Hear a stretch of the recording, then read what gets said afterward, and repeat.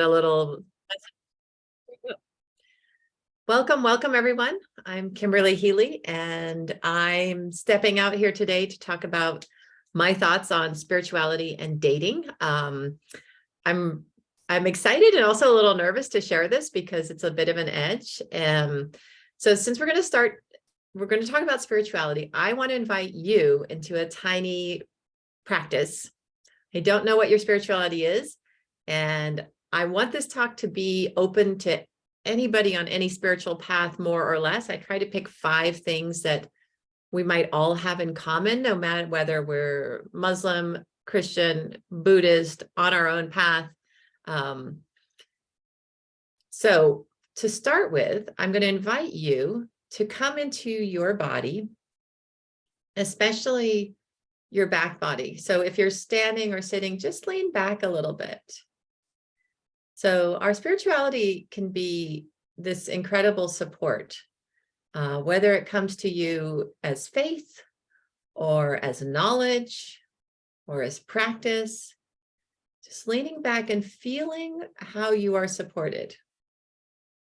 You can let your eyes come shut. You are supported by love. Maybe you feel your ancestors behind you. You feel your own work. And then literally the support of your body. Like feel your shoulder blades, the backs of your arms,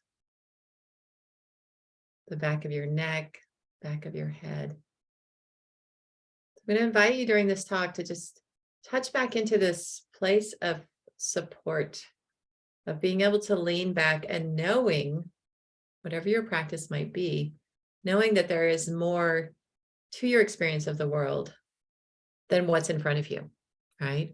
So just feeling that behind us, the love of our community, the strength of our back, our experiences, your own devotional practices, that they are there supporting you. So during this talk, I'm going to invite you to think about dating as a way to discover yourself and take care of yourself by looking at it as a spiritual practice. I'm Kimberly Healy, and I have been dating a lot in the last 2.5 years. I'm also a student and teacher of Iyengar yoga for almost 30 years. I was raised half hippie, half born-again Christian, went to Catholic school, and I'm often find myself hanging out with Buddhists. I have good friends who are Muslim and Jain and other different religions that are very much based in love. So my story about dating and spirituality is long and complicated, but I'm going to start with just the basics, which is that in 2019, I moved to France to study yoga more intensely and to take a year off of my teaching job to figure out what I really wanted to do in life. I wanted to do something different. And I began Layla Martin's coaching training to become a sex, love, and relationship coach in December 2019 without really knowing what I was getting into, but ready to learn something new. I live in a small town in Southern Oregon. It's very new age. People regularly debate their chakras and their spiritual paths and their healing and their sound bath healing here. And there's many yoga teachers and many massage practitioners and many practitioners of different kinds of healing modalities. We are on the map as 2 things. We are the none zone of the United States. This is the area where more people identify their religion as none than anywhere else in the US. We're in the none zone. But this is also the area of the US where more people identify themselves as spiritual. So we have a tiny town, and in our tiny town, we have 3 different Jewish communities. We have 2 different Lutheran churches. We have Catholic churches. We have modern sort of evangelical Christianity. We have an Orthodox church. We have Taoist groups. We have 2 different Buddhist centers, a Zen one and a Tibetan one. And this is a town of 25,000 people. So spirituality and religion is sort of on my mind all the time here where I live. And so how can I line that up with my dating journey? So my dating journey, I have met 39 men. I'm heterosexual. I am interested in meeting a man for fun and for a longer term partnership in France and in the US. And this whole time I've been thinking about like my spiritual practice and how does spirituality play a role in my quest for love, because, you know, frankly, getting on Tinder doesn't feel spiritual at all, but I want it to feel spiritual. Like I want to bring this in because the crucible of our connection with other people is really where we practice what we preach, so to speak, right? It's really easy to do a metta loving kindness meditation, and then you go out on a date with a mansplainer and all the loving kindness goes out the window. And it's just like, oh gosh, when will he ask me a question? And what about me and ego and so on. So dating has been for me not spiritual that I want it to be spiritual. I am a sex, love, and relationship coach. I have a PhD in French literature. Like I said, I've been an Iyengar yoga practitioner and teacher for decades. I came into this coaching business because I really wanted to find a way to be in the world where I could talk about intellectual life and also be in my body, right? So in this kind of coaching. So I'm going to go over 5 points. And for each of them, I'm going to talk about one kind of practice that we could do somatically as well, sort of bringing the body online. This class is for anyone who finds that dating brings up your monsters, whatever you want to call them, your Shempa, your demons. If you're struggling with connecting with your higher self and your lower chakras, right, your sexual center, or if you believe in a God and you're not sure that your faith is part of your quest for love, this is a discussion that might be interesting or useful for you. So I'm going to go over 5 points that have come up over and over again. I've tried to distill this down. So today's talk is not a checklist of things to do to find your perfect mate. I'm not going to tell you how to find a spiritual partner. This is more about you as a person approaching dating from a spiritual perspective, as opposed to trying to find an enlightened spiritual being out there. I mean, there are, there are Buddhist dating sites, there are Christian dating sites, there's spiritual signals, there's mindful dating sites. I'm not going to talk about all of that.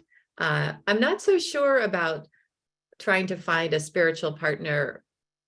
Like, I'm not sure that's spiritual, right? I think there's, for me, more, it's about trying to find my own spiritual path and center as I date, and having some faith that the people that I connect with will be appropriate. I'm not going to promise you results. There's no secret code to love. There isn't. And I'm also really going to try hard not to judge anyone's spirituality or religion or suggest that you take a particular path, right? I'm not here to preach. I'm here to appreciate. This is also not a sales pitch, but I will talk a little bit about my coaching at the end. I'm going to share some stories of my dating life, and I'm going to encourage you to enjoy yourself while you're dating. I am going to mention some of the practices that I have found useful, some of the practices that I have learned as a coach and also as a coachee. At the end of the talk, I'll be happy to answer any questions. As we go along, you can put them in the chat if you want to make any remarks, and I'll try to read them aloud for the recording. So if there's anything that you want to say off the bat, you can go ahead and put that in the chat, anything about spirituality that's important to you. So let's start by touching back into our souls, right? And what is your soul's reaction to the thought of dating? A lot of things come up: shame, fear, impatience, frustration, horniness, maybe you're right, loneliness, bewilderment. So just breathing into, this is real, right? Interacting with people we don't know yet, interacting with people as we look for love, truly brings up these sensations, these feelings. There's a cosmic joke playing out in my neighborhood right now. There's some kind of construction with a train, and there's this train that keeps going back and forth. I think it's entirely appropriate for this talk, so I'm going to try to ignore it, but that's the background noise.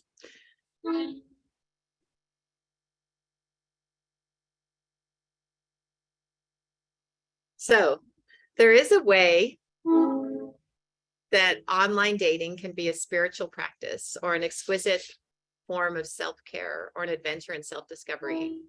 And that's what I want to share with you today.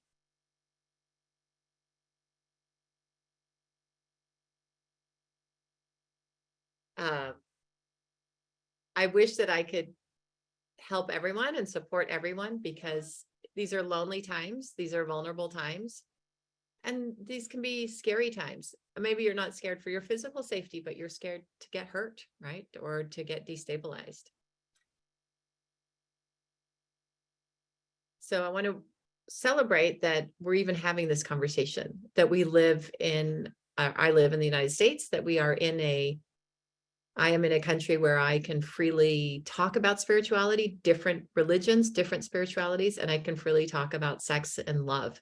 That is not a given for everyone. And I also want to celebrate that as a female-bodied person, I can talk about these things. As an unmarried woman, I can talk about these things.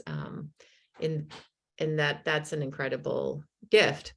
But also, we have a long ways to go. We don't necessarily have models for how to act. We've never lived in a world where people primarily interacted through small devices with screens.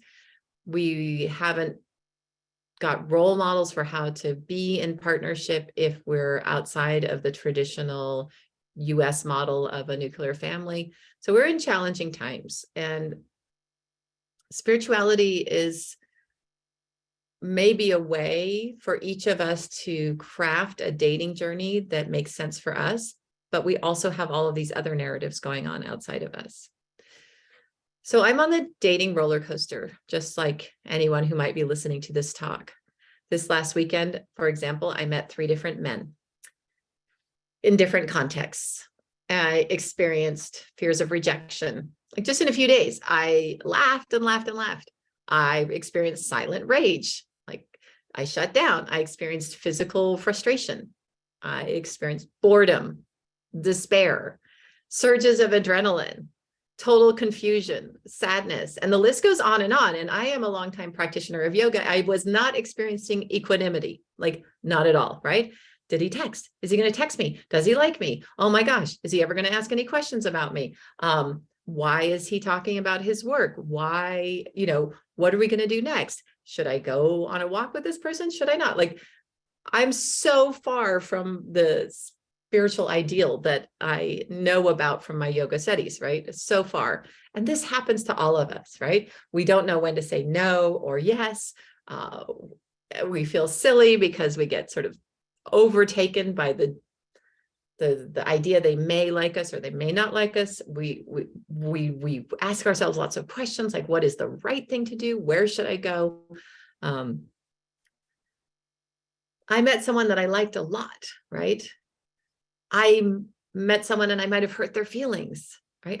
I'm not being a perfect spiritual being at all when I'm dating.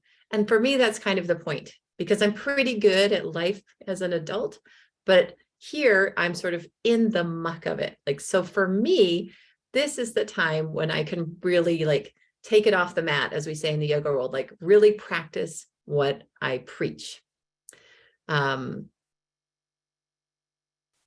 Talking about our spirituality openly can be vulnerable, can be embarrassing. We don't necessarily know where someone else is coming from. Some of the apps will say, spiritual, Christian, whatever, but you don't necessarily know.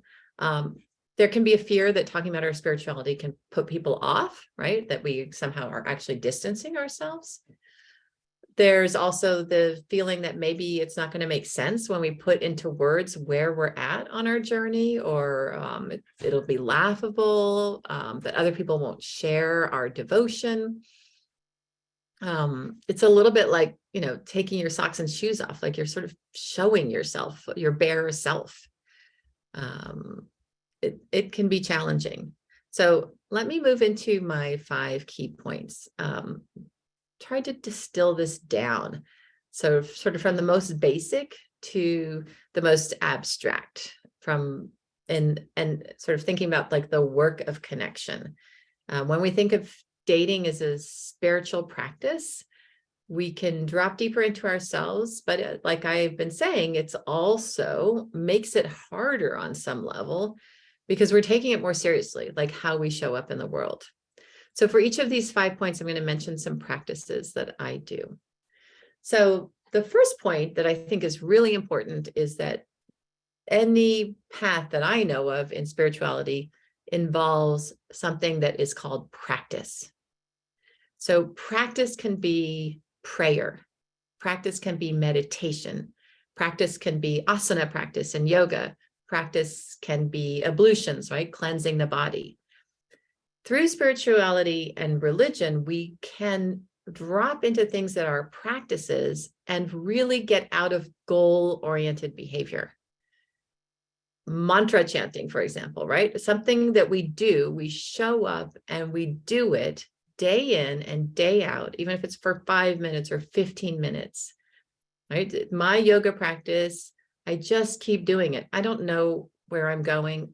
Enlightenment, maybe, I don't know, but I just keep doing it. And I've been keeping on doing it for 30 years. When we think of dating as a practice, it can calm us down, right? So many people get into dating like, I want this, I want that, I want this. But we know from our spiritual paths that, like, I don't do yoga, so I want this, I want that, right? My Muslim friend does not do all of her prayers because I want this, I want that, right?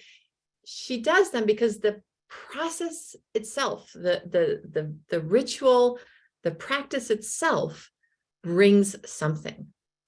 So this might sound a little esoteric and odd, but one way that you can make dating a practice that I think is very simple is to simply set an intention, right? So when you get on, if you get on your phone and you're looking at the apps, set an intention before you start. If you're going out on a date with someone, set an intention. If you're going to text, set an intention. Because ritual practice brings mindfulness, brings awareness, brings consciousness.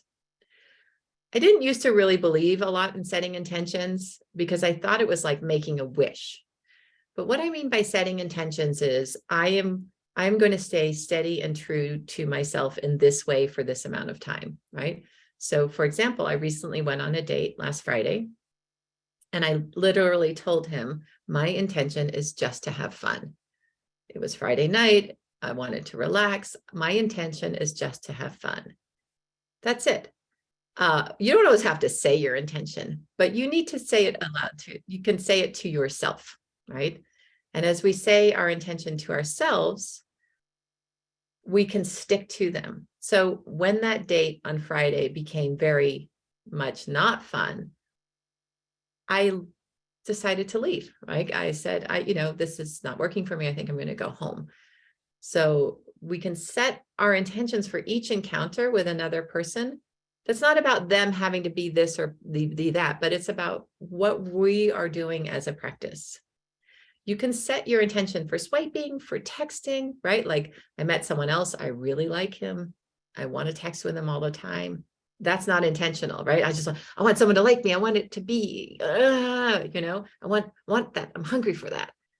But if I set the intention, which is like, where do I want this to go? What do I want to practice in this connection with someone, right? I want to practice lightness. I want to practice non-attachment. I want to practice texting without expecting a response really hard, right? Even though I think I'm a mature individual, really hard. So the first notion here is practice, which means not being goal-oriented, which means setting an intention, which means maybe some little rituals. You could light a candle when you text with someone. I don't know, but some way of realizing that we're in this present moment constantly, whether or not we're moving towards our goals, we're still in this present moment experiences. This is my yoga practice, right? I get on the mat to practice to be with myself, to be in my body. All of the romantic comedies, the movies, the apps are all about like a goal that you're going to get, But I feel like those of us who identify with spirituality or religion know the wisdom of constant, steady practice. And I would encourage you to set an intention in your dating life for, for this month, I'm going to do this, or for these 3 months, I'm going to do this, or for this week, I'm going to do this.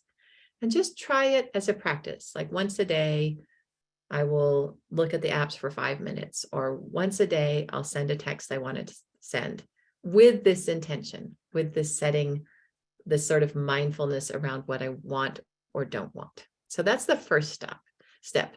Yes, go ahead, Maral. You want to say something? Unmute yourself. Thanks, Kimberly.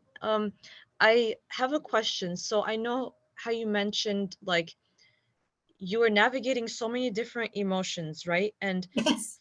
for like, and then you were sharing about your experience as being an Iyengar teacher. You have a spiritual practice, and then when it comes to dating, when you feel all these emotions, it feels very mucky. And I have to say that's, I think, something I might be avoiding because it Oh, just, maybe those are the emotions I'm trying to avoid because um it's mucky stuff. And I guess, how do you set an intention when you go about, you know, that dating experience to navigate those emotions? Or maybe that's like something else that I need to be thinking about as I set an intention. no, I think that's such a really good question. And what I know it's hard to do, but what I recommend is uh, picking a small piece, um, and just being mindful around that. So my small piece is resentment, right? So resentment is the one that I really, really, really don't want to feel, and I'm really likely to feel if I'm having a bad time. Like, why are men all like this? And why does my life have to be like this? Like resentment is my bad one, right? And so all those other ones happen as well, like anxiety or shame or confusion. But when I see resentment, this is my practice right now. When I see resentment, I try to be very mindful, like, okay, here comes resentment. I'm feeling it. I'm experiencing it. I know this feeling. And the first thing is just noticing it, naming it, acknowledging it. And then sometimes I ask for help, right? Like I'll ask a friend or I'll journal and be like, wow, this resentment, I'm still feeling all of this resentment, because that's the one that I'm just tired of. That's the muck that I'm tired of. And I think that that's all we can do is in our practice, maybe one little piece, because all of the other one, all of the emotional storms will continue. And that's what we want ultimately, is we do want to be in emotional storm with someone, uh, because there's beauty and creativity and dynamism in that too. But that's what I would suggest is like the one, like let yourself off the hook for all of them, but maybe just one. Does that make sense, Maral? Do you see what I'm saying? Yeah. But what if it feels like the emotions are a lot and like it takes time to process them? So it's like, if I'm going to go about this and be like, I know these are going to come up and I know it feels a lot for me. So how do I really go about this in a way where I still honor my emotions, allow them to come through, but Yep. then I have to deal with them? So it's like, do I just not go for it and not deal with it? Or do I just allow myself to feel it and its allotness and be brave about it? And I feel like I'm answering my own question, but it's like it feels a lot emotionally. It A is a lot. lot emotionally. It is. But so is life, right? So is finding a career. So is negotiating our families, right? Um, it is a lot. And, there may be times in your life where you are up for the challenge and brave, and there may be times where you're less brave. It's also okay not, to, like, sometimes we step away from our practice, right? Sometimes we need rest or we need a reset, right? So I'm going to keep going with my points, and I'm hoping that some of them might answer your questions too. Because there are a few more here, and maybe some of them will give you an idea. So number two, so practice is one. Number two, something that I know it appears in all religious and spiritual practices that I know of, is love. Right? Through spirituality, the idea is we are cultivating love. And love is big, right? And I'm not talking about romantic love. I'm talking about love for the world, for our peers, for our community, for the nature, for our deities. So if you can think about love, and then below love would be kindness, which is a form of love. And then below that would even just be tolerance, which is also a very tiny form of love, right? So whatever your love practice that you're working on, when you connect with people, it would be great to be like loving them, but we have to be realistic. We live in a modern world where that isn't necessarily what happens. So for love, what I encourage in your dating journey is that you make sure that your love practice, whatever that is, however you're cultivating love or thinking about love, starts at home, right? So what is your love practice? How do you show yourself love? You could do loving kindness meditations, but I would also suggest massage, right? Self-love every morning, rubbing your belly with love, with kindness. Maybe it's taking time for walks in nature. Maybe it's just setting a timer for 5 minutes and letting yourself relax, right? So practicing love starts at home. Like, am I keeping my space clean? Am I buying myself flowers? Am I planning sweet adventures for myself? How am I showing love, or even a tiny version of love, to myself, right? So that's something that I would really encourage. Like when we're thinking about love and dating, it's always out there, but I would encourage thinking about it in here, like with yourself, like self-love. I know that gets bandied about all the time. People talk about it, but if you think about the deep sort of rivers of knowledge about love and whatever your religious or spiritual practice, to also bring some of that devotion and loving devotion and kindness to yourself. All right, number 3, self-knowledge and self-study. So this can be in religious and spiritual practices. This is often through reading or observing or researching, responding to texts. But for me, what's important in self-knowledge and self-study in dating is, do you know yourself? Do you see your patterns? And Maral, I heard you, like you are well aware of yourself and how you may react in certain situations. So what happens to us as we date? You can keep notes. And I really suggest not necessarily keeping notes of what the other person was or who they were or whatever. I'm going to mute that person. Sorry, hang on one second. There we go. So self-knowledge is like, I know that when I have these texts, I'm going to react a certain way. And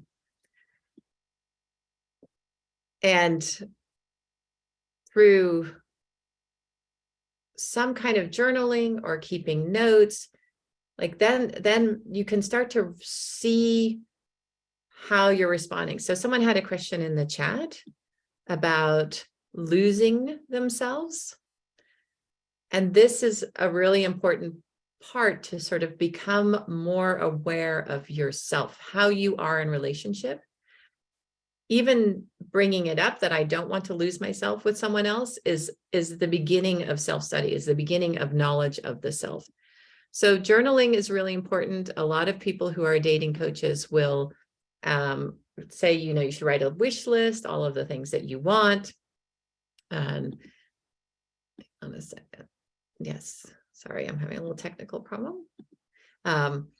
So one thing that is really good is, if you're afraid of losing yourself, is to track it, to actually keep notes, right?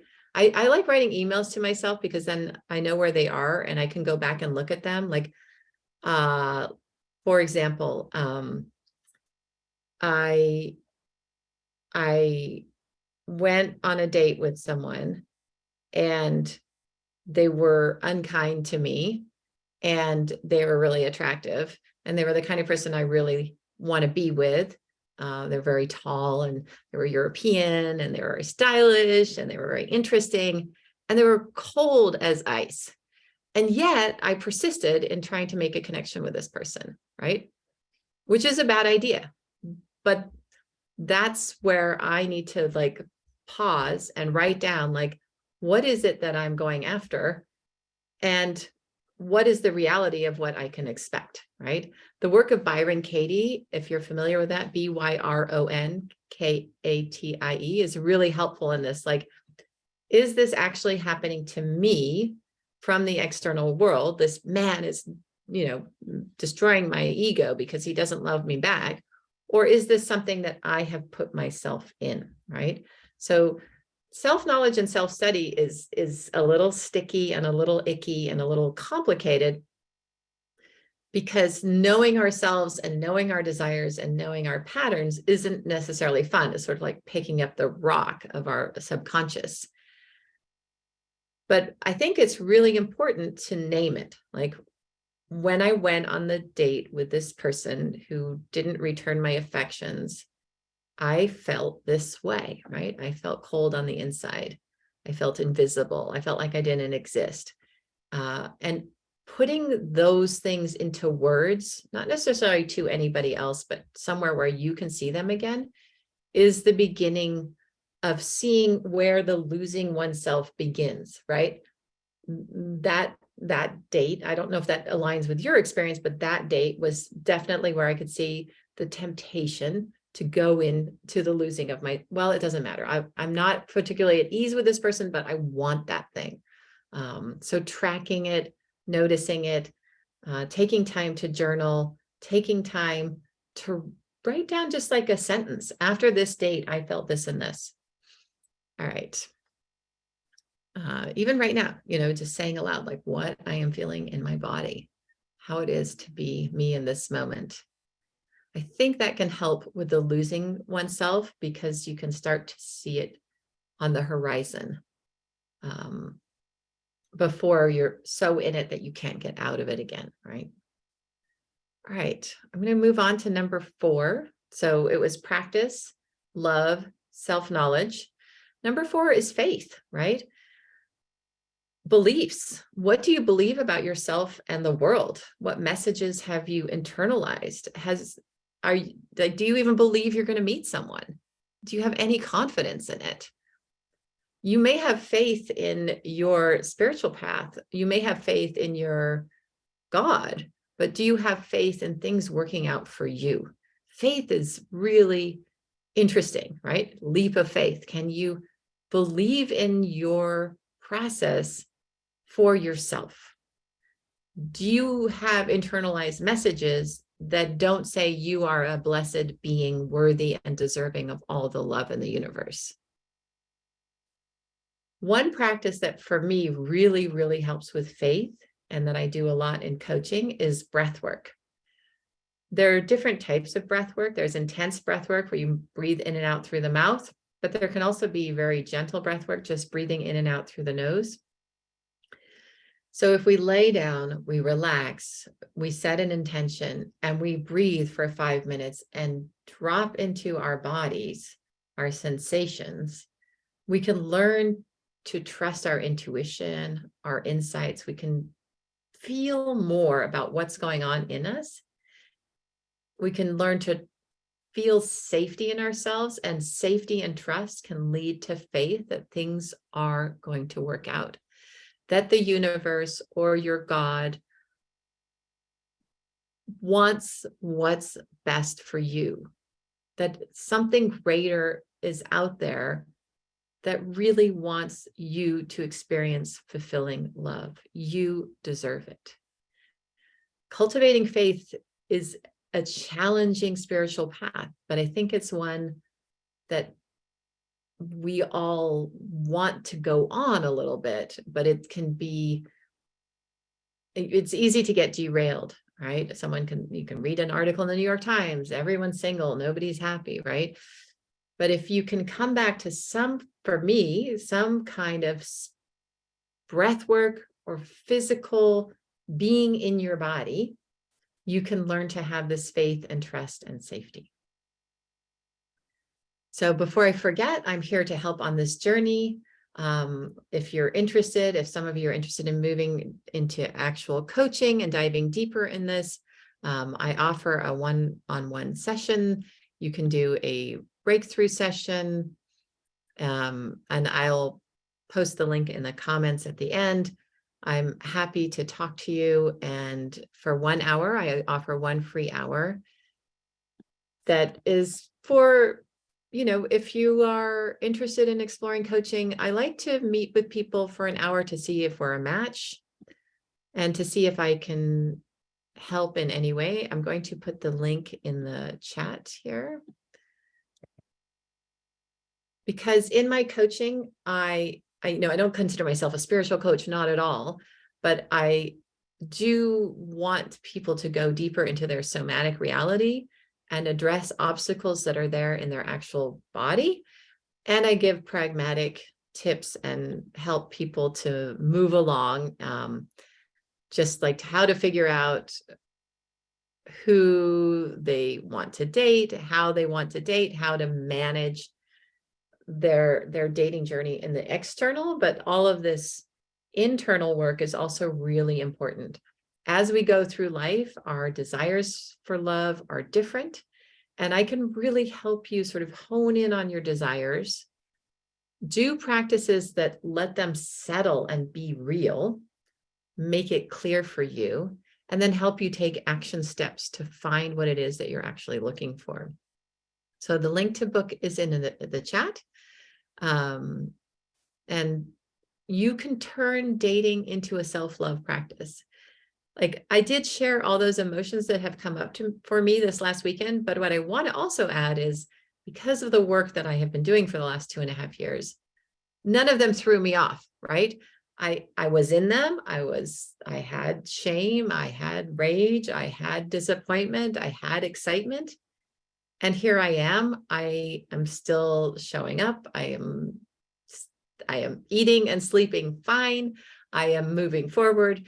I went on the roller coaster ride and I got off and I kind of staggered around a bit, but I didn't fall down. In the past, 1/4 of those experiences would have thrown off my whole week or my whole month, right? So dating is a spiritual journey. Like, reframing it really has helped me to keep going and to celebrate the small wins and to sort of bounce through the unpleasantness and keep going. Because I show up with the idea that it is a practice, because I am interested in cultivating love. I want to work on that, because I'm interested in knowing more about who I am, like, and breaking my patterns. I do want to be conscious of that. And because I'm interested in I would love to have faith that it's all going to work out for the best. It's all going to be fantastic. And I'm getting better at that. I am starting to believe that. So the link is in the chat if you'd like to book an hour call, and I'd be happy to talk to you about where you are on your journey and some tools that could help. All right. The 5th one is really interesting to me. And this is the one where I think people's experiences are the most diverse. And this is connecting to a higher power, right? So who or what is inspiring you? Now, this could be a God, your God. This could be a vision that you have of the world.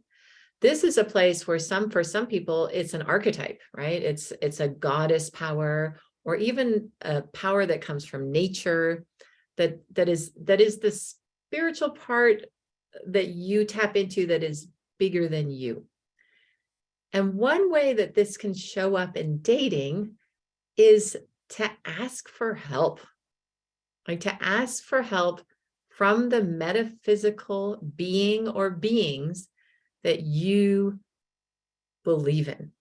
And the way we do this in coaching is we do something that's called aspecting work, where we sit and we really visualize and picture who is here to help us on our journey. For some people, that could be their ancestors. For some people, that could be a sort of amorphous idea of the world as one. And for other people, it truly is the God that you devote yourself to, right? So aspecting work opens up, like literally opening up a dialogue with the power or powers that want to help you. So connecting to archetypes, seeing your spiritual self, and can help with dating if you conscientiously drop in and actually think of a dialogue, even if it's not verbalized, but calling in the help of your angels, your guardians, your gods, your trees. I mean, everyone, this is where everyone has maybe a different vocabulary of what it is that supports them. So these are the 5 things that have helped me practice, which I think the one thing that I like to do is set an intention, because that sort of makes something seem like a practice. Cultivating love, even if love is like lower degree kindness or lower degree tolerance, and really practicing love for myself, which is a long journey. Number 3, self-knowledge, self-study, becoming aware of my patterns and becoming curious about them and documenting them in some way, sort of taking stock of what I think and what I want and revisiting that. Number 4 is the idea of faith, belief, really dropping in to something that I know to be true in my bones, right? So doing breath work, doing physical practices. And number 5, aspecting work, connecting with a higher power, whatever that might be for you, like bringing that in, bringing that on for your spiritual journey. So I'm going to stop the recording